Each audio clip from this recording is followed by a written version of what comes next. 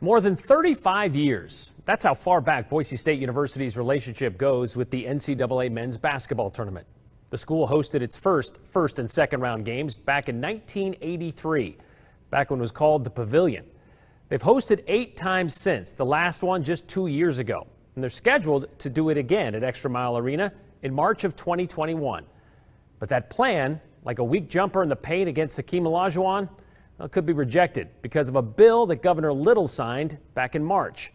The National Center for Transgender Equality, along with a whole slew of others, asked the NCAA to relocate all of their events out of Idaho.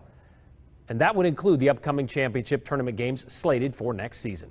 It seems like a big ask, but the NCAA, they haven't shied away from stepping into the social issue arena. And that could make this a very real possibility.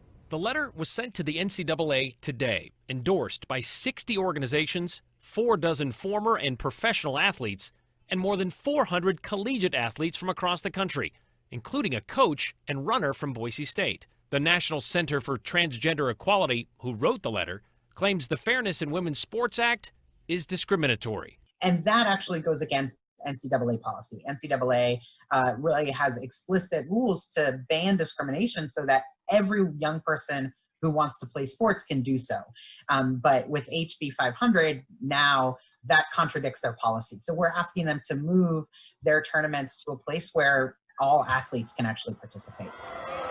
Idaho may be the first state in the country to ban transgender athletes from competing as their identifiable gender, but it wouldn't be the first state to face a challenge from the NCAA because of a transgender law. After North Carolina tried to limit transgender access to bathrooms in 2016, the NCAA pulled the men's tournament games from the Tar Heel State the next year. To their credit, they took a stand when North Carolina tried to single out transgender people for harm. And so that this is really consistent. Asking them to get out of Idaho as long as this ban is in place is really consistent with what NCAA has done in other places, because to them, they want athletes to play the sport. If you have a ban like this, then their own athletes can't even be protected from harm, even when they're in Idaho like this.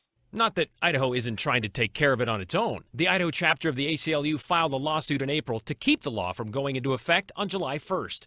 But if a legal approach won't work, well, then a fiscal one just might. Because this brings a lot of money into Boise, in the Treasure Valley. Yeah, absolutely. I mean, we really need transgender young people to feel safe and protected when they're in the care of adults. And NCAA has an opportunity to play here, has an opportunity to really stand up for trans people. So we're really appreciative of everything they've done so far. We're optimistic that they're going to come to see what's at stake here. And yeah, absolutely. They have a big opportunity here at the pocketbook and at public opinion to really show that trans people deserve protection from discrimination, just like any other person in Idaho. People seem to pay attention to the pocketbook. So how much money does a machine like the NCAA tournament pump into the local economy? In 2018, according to the Boise's Visitors and Convention Bureau, they booked 8 hotels, 3,500 rooms, and brought in 30,000 people to the tune of around $15 million. And how effective is the NCAA when it comes to these things? Maybe changing the laws or some rules. When North Carolina lost those tournament games in March of 2017 because of their bathroom law, the legislature repealed it the following month. We reached out to the NCAA and Governor Little, but we haven't heard back. Boise State did send us this, though, this statement. The school has and will continue to follow NCAA guidance until the new state law goes into effect on July 1st, after which all Idaho universities will follow the new law.